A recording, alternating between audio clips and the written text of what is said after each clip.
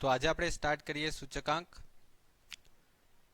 તમારી પાસે બોર્ડમાં પેપર જે પૂછાશે તે 5 વિભાગમાં પૂછાય છે અને 5 વિભાગમાં દરેક વિભાગની અંદર એક ક્વેશ્ચન આવે છે. ફક્ત એ વિભાગ જ એક એવો છે કે જેમાં આ ચેપ્ટરમાંથી એક પણ ક્વેશ્ચન નથી પૂછાતો અને આ ચેપ્ટરમાંથી ટોટલ જેટલા પણ માર્ક્સનું પૂછાય છે ટોટલ 12 માર્ક્સનું પૂછાશે. દરેક વિભાગમાં એક એક ક્વેશ્ચન કરીને 12 માર્ક્સ થશે તમારા ચેપ્ટરમાં. હવે આપણે આગળ જઈએ તો વ્યાખ્યા. સૂચકાંકની વ્યાખ્યા કોઈ પણ વસ્તુ સાથે સંકળાયેલ ચલ રાશિની આપેલ સમયની કિંમતના કોઈ ચોક્કસ સમયની તેની કિંમતમાં થતા ટકાવારી ફેરફારને સૂચકાંક કહેવામાં આવે છે. ઓકે, તો જો એને સમજીએ. સૂચકાંકમાં કોઈ પણ વસ્તુ સાથે સંકળાયેલ ચલ રાશિની આપેલ સમયની કિંમતના કોઈ ચોક્કસ સમયની તેની કિંમતમાં થતા ટકાવારી ફેરફારને સૂચકાંક કહેવાશે. આ એક બહુ જ ઇમ્પોર્ટન્ટ વર્ડ છે. ટકાવારી ફેરફારને સૂચકાંક કહેવાશે. આ એક તમારે ખાસ ધ્યાન રાખવાનું છે. ટકાવારી ફેરફારને સૂચકાંક કહેવાશે. તો ફેરફારને સૂચકાંક કહેવાનું છે, પણ કયો ફેરફાર? ટકાવારી ફેરફાર. હવે ટકાવારી ફેરફાર કયો? તો એમાં ફેરફાર બે રીતે માપી શકાય છે. આપણી પાસે જે ફેરફારો છે એ આપણે બે રીતે માપીએ છીએ. તો ફેરફારને એક તો નિરપેક્ષ માપ અને બીજું સાપેક્ષ માપ તરીકે આપણે કરીએ છીએ. નિરપેક્ષ માપ એટલે ફક્ત તફાવત અને સાપેક્ષ માપ એટલે ગુણોત્તરની રીત. નિરપેક્ષ માપ એટલે તફાવતની રીત અને સાપેક્ષ માપ એટલે ગુણોત્તરની રીત. હવે આગળ વધીએ તો આટલું તમારે ખાસ ધ્યાન રાખવાનું છે.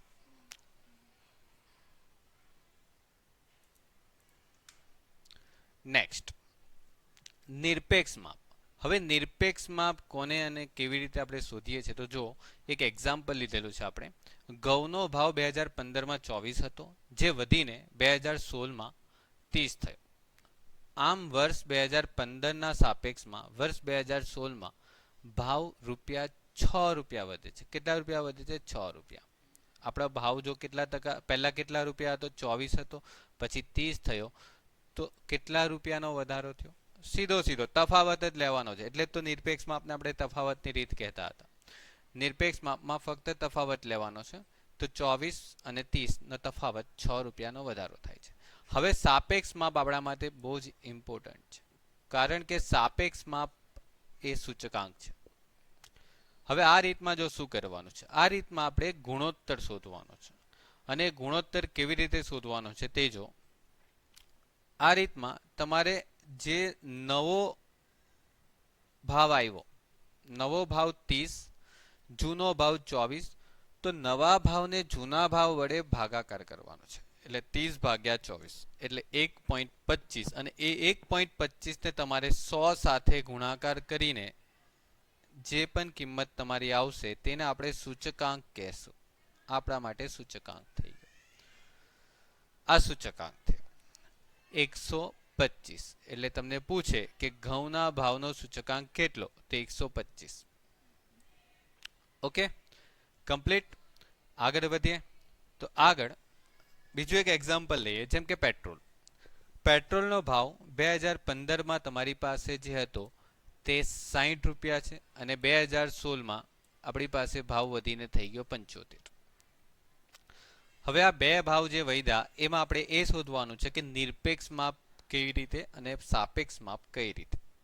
તો જો નિરપેક્ષ માપ શોધવા માટે પહેલા નિરપેક્ષ માપ એટલે તફાવતની રીત અને બીજું સાપેક્ષ માપ એટલે ગુણોત્તરની રીત. હવે નિરપેક્ષ માપ આપણે શોધવું હોય તો નિરપેક્ષ માપ એટલે કે કેટલા રૂપિયાનો વધારો થયો? ડાયરેક્ટ કેટલા રૂપિયાનો વધારો થયો 15 થી અને 16માં? 2015ના વર્ષ અને 2016ના વર્ષ બંને વર્ષમાં પેટ્રોલનો કેટલા રૂપિયાનો વધારો થયો? તો પેટ્રોલમાં વધારો થયો 15 રૂપિયાનો. ઓકે, પેટ્રોલના ભાવમાં આપણો વધારો થયો 15 રૂપિયાનો વધારો થયો ડાયરેક્ટ. પરંતુ સાપેક્ષ માપમાં થોડું ગુણોત્તર છે. શોધવાનો છે. હવે ગુણોત્તર કેવી રીતે શોધવાનો છે તે જો, તો ભાવનો ગુણોત્તર 75. હવે નવો ભાવ તમારો 75 રૂપિયા છે ને જૂનો ભાવ છે તમારી પાસે 60 રૂપિયા.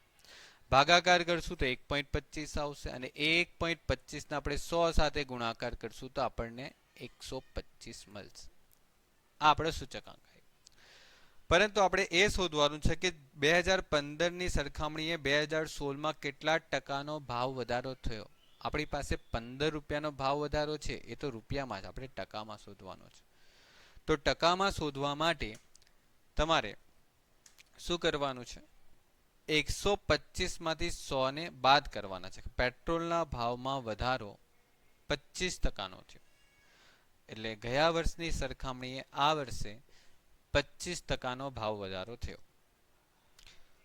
ક્લિયર?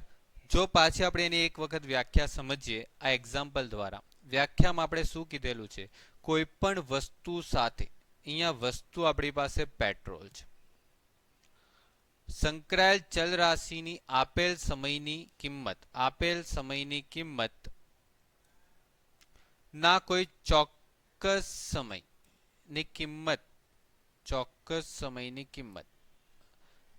હવે જો વસ્તુ અહીંયા તો આપણી માટે પેટ્રોલ, આપેલ સમય ના કોઈ ચોક્કસ સમયની કિંમત, એટલે આપેલ સમય ને ચોક્કસ સમય, આપણી પાસે બે સમય તો છે જ, 2015 અને 2016 માં થતા ટકાવારી ફેરફારને સૂચકાંક કહેવામાં આવે છે. એટલે કે બે સમયમાં જે ભાવમાં વધારો થયો એ કેટલા ટકાનો થયો તેને આપણે સૂચકાંક કહેશું.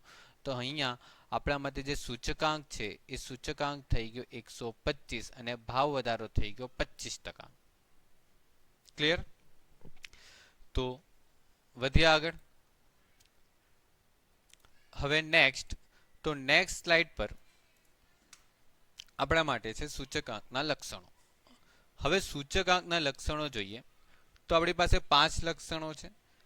પ્રથમ લક્ષણ એ છે કે સૂચકાંક એક સાપેક્ષ માપ હોવાથી તે એકમથી મુક્ત માપ છે. આપણે 11મા ધોરણમાં જ શીખી ગયા, જેટલા પણ સાપેક્ષ માપ હોય ને બધા એકમથી મુક્ત માપ હોય, એટલે સૂચકાંક પણ સાપેક્ષ માપ હતું, એટલે સૂચકાંક પણ એકમથી મુક્ત માપ છે. જુદા જુદા એકમોવાળી ચલ રાશિની કિંમતમાં થતા ફેરફાર સૂચકાંક દ્વારા આવી શકાય છે. તેથી સૂચકાંક તુલનાત્મક માપ છે. સૂચકાંક એ તુલનાત્મક માપ છે. આપણે તુલના કરી શકીએ, બે વસ્તુની તુલના કરવી હોય ને તો આપણે ટકાવારી વધારો શોધવો પડશે. જેમ કે આપણે એક્ઝામના રિઝલ્ટની બે સ્ટુડન્ટ વચ્ચે તુલના કરવી હોય ને તો પણ આપણે બંને સ્ટુડન્ટને આપણે ટકાવારી શોધવાની આવશે, પછી એ બંને સ્ટુડન્ટની તુલના થાય. એટલે સૂચકાંક એ તુલનાત્મક માપ છે.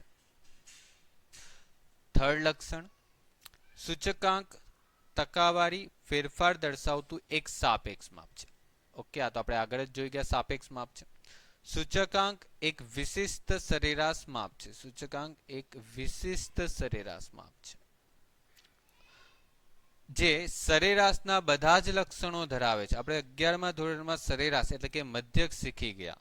મધ્યકના જેટલા પણ લક્ષણ છે બધા જ લક્ષણો સૂચકાંક ધરાવે છે. ઓકે, આગળ પાંચમું, સૂચકાંકથી બે જુદા જુદા સમયની પરિસ્થિતિઓની ગુણોત્તર દ્વારા પ્રમાણિત સમય સાથે સરખામણી કરવામાં આવે છે. બે જુદા જુદા સમયની પરિસ્થિતિ, જેમ કે આપણી પાસે અત્યારે પેટ્રોલના ભાવ હતો તે બે જુદા જુદા સમયનો હતો, એક 2015 2016, એટલે કે જુદા જુદા સમયની પરિસ્થિતિ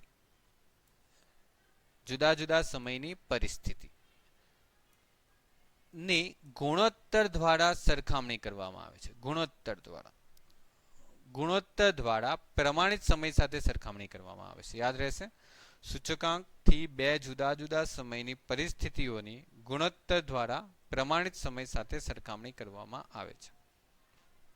તો આ થઈ ગયા તમારા સૂચકાંકના લક્ષણો. તો આ પાંચે લક્ષણો તમારે યાદ રાખવાના છે.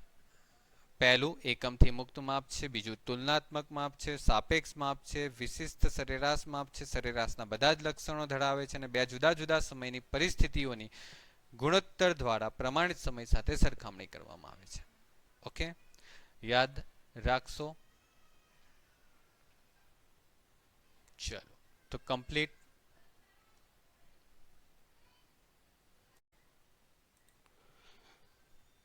ચલો છોકરાઓ, તો આજે આપણે નેક્સ્ટ ટોપિકની શરૂઆત કરીએ. નેક્સ્ટ ટોપિક છે આપણો આધાર વર્ષ. આધાર વર્ષ કોને કહેવાશે?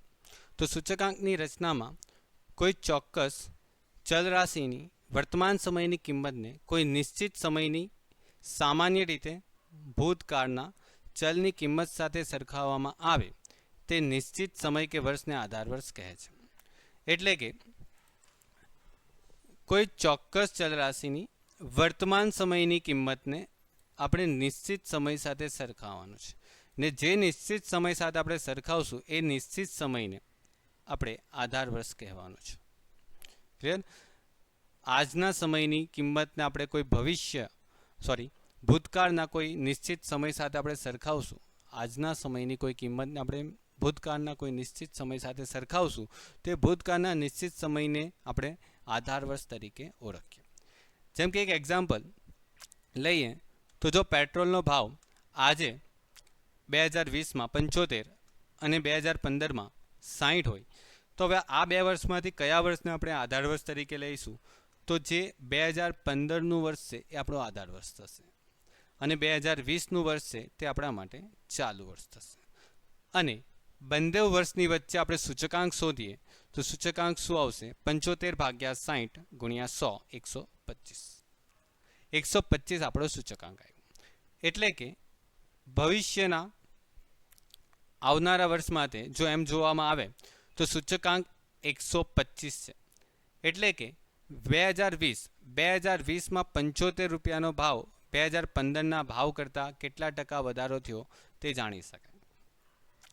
એટલે આધાર વર્ષ માટે શું કહેવામાં આવશે? તો ભૂતકાળનું નિશ્ચિત વર્ષ અગાઉનું વર્ષ અથવા તો તે પહેલાંનું વર્ષ હોઈ શકે છે. અને ચાલુ વર્ષ કોને કહેવામાં આવશે? તો જે સમય કે વર્ષની કિંમતનો આધાર વર્ષની સમય કે કિંમત સાથે સરખાવવાનું હોય તે વર્ષને ચાલુ વર્ષ અથવા તો પ્રવર્તમાન સમય કહેવામાં આવશે. જેમ કે અત્યારે આપણે એક્ઝામ્પલ લીધું તેમાં 2020 આપણો પ્રવર્તમાન સમય હતો, અને જે વર્ષ સાથે આપણે સરખાવ્યું તે વર્ષને આપણે આધાર વર્ષ તરીકે ઓળખી શકીએ છીએ. હવે આધાર વર્ષની પસંદ કરવા માટે બે રીતો છે. પ્રથમ રીત કઈ? તો પ્રથમ રીત આવશે અચલ આધારની રીત, અને બીજી રીત આવશે પરંપરિત આધારની રીત. અચલ આધારની રીતનું સૂત્ર જોઈએ તો ચાલુ વર્ષ સમયની કિંમત ભાગ્યા આધાર વર્ષ સમયની કિંમત ગુણ્યા 100. અને પરંપરિત આધારની રીતની વાત કરીએ તો સૂચકાંક શોધવા માટે ચાલુ વર્ષની કિંમત ભાગ્યા અગાઉના વર્ષની કિંમત ગુણ્યા 100. કમ્પ્લીટ. તો આ રીતના તમારે એનું સૂત્ર લખવાનું છે. બંને સૂત્રમાં ઉપર ચાલુ વર્ષની કિંમત આવશે, ખાલી છેદમાં જે આવશે એ આધાર વર્ષની કિંમત છે અચલ આધારમાં, અને પરંપરિત આધારમાં અગાઉના વર્ષની કિંમત આવશે. ફક્ત એટલો જ ફરક છે. ઓકે છોકરાઓ? આધાર વર્ષની કિંમત અને અહીંયા અગાઉના વર્ષની કિંમત. ક્લિયર?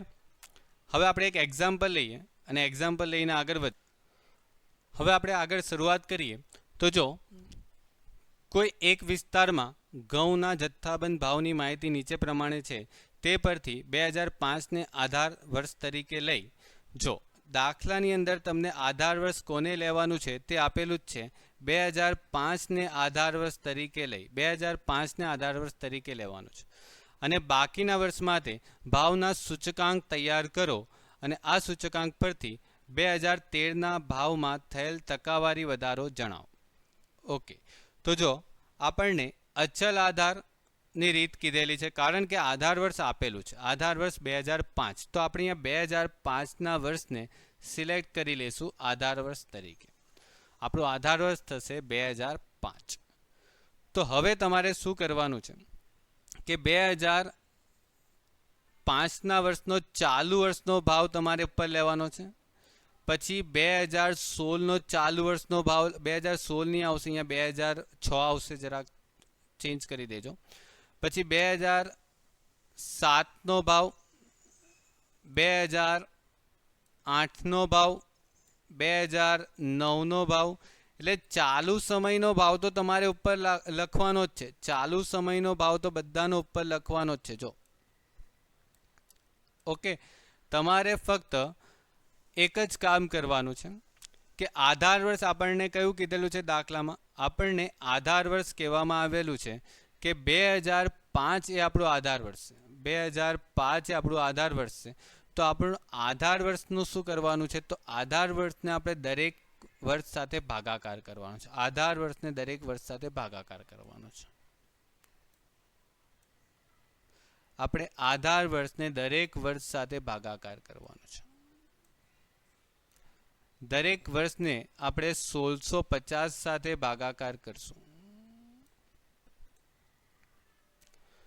ઓકે, તો દરેક વર્ષને આપણે 1650 સાથે ભાગાકાર કરશું અને ગુણ્યા 100, એટલે આપણને જે મળશે તે અચલ આધારની રીતનો સૂચકાંક મળશે. ક્લિયર? આ કેલ્ક્યુલેશન તમારે કરવાની કેવી રીતે છે, તો પહેલાં ચાલુ વર્ષનો સમય એટલે ચાલુ વર્ષનો જે પણ ભાવ છે તે તમારે મૂકી દેવાનો, ભાગ્યા આધાર વર્ષ. તમને દાખલામાં આપી જ દેશે આધાર વર્ષ કયું લેવાનું, અને જો નહીં આપે તો જે પ્રથમ વર્ષ છે એ વર્ષને આપણે આધાર વર્ષ લેવાનું છે. જો દાખલામાં આધાર વર્ષની સૂચના નહીં હોય તો જે પ્રથમ વર્ષ છે એ આપણું આધાર વર્ષ તરીકે લેવાનું, અને જે પ્રથમ વર્ષનો ભાવ છે એને આપણે બધા વર્ષના ભાવ સાથે ડિવાઈડ કરીને જે ગુણ્યા 100 કરીને કિંમત આવશે એ આપણી કિંમત રહેશે. હવે દાખલામાં તમને એક સવાલ પૂછેલો છે કે સૂચકાંક પરથી ઘઉંના વર્ષ 2013ના ભાવમાં થયેલ ટકાવારી વધારો જણાવો. કે 2013માં કેટલો વધારો થયો, તો જો 2013નો સૂચકાંક કેટલો છે, 2013નો સૂચકાંક છે 118. હવે તમારે શું કરવાનું છે કે આ 118.18 જે આવ્યું એમાંથી -100 કરવાનું છે. 118.18 -100, કારણ કે તમારે અહીંયા શોધવાનું શું છે, તમારે અહીંયા શોધવાનું છે વધારો. તમારે વધારો શોધવાનો છે. તો વધારો કેટલા ટકા થયો, તો વધારો થયો છે 18.18%. વધારો જે તમારો થયો છે એ 18.18%. કઈ રીતે, તો 118.18 માંથી 100 બાદ કરશો એટલે 18.18% જેટલો વધારો થયો કહેવાશે. બરાબર? તો 2013માં ઘઉંના ભાવમાં વર્ષ 2005ની સાપેક્ષમાં થયેલ ટકાવારી વધારો કેટલો આવશે, 18.18%. ક્લિયર? તો આ રીતે તમારો ક્વેશ્ચન કમ્પ્લીટ થશે. ઓકે, હવે આપણે નેક્સ્ટ જે ક્વેશ્ચન કરશું તે પરંપરિત આધારની રીતે કરશું. આ અચલ આધારની રીતનો ક્વેશ્ચન છે. હવે પરંપરિત આધાર, જો દાખલામાં આધાર વર્ષ તમને આપી દેશે તો સમજી જવાનું કે તમારે અચલ આધારની રીતે કરવાનો છે. બરાબર? અને જો દાખલાની અંદર પરંપરિત આધારની રીતે કરવાનો આવશે તો અંદર ક્વેશ્ચનની અંદર લખીને આપશે કે તમારે કઈ રીતે કરવાનો છે, એટલે એમાં કન્ફ્યુઝન તમારે રાખવાનું નથી. Okay, clear? તો હવે નેક્સ્ટ જે આપણે વિડીયો બનાવશું ત્યારે મેં તમને પરંપરિત આધારની રીત શીખવાડા. અત્યારે તમે અચલ આધારની રીત શીખી લો.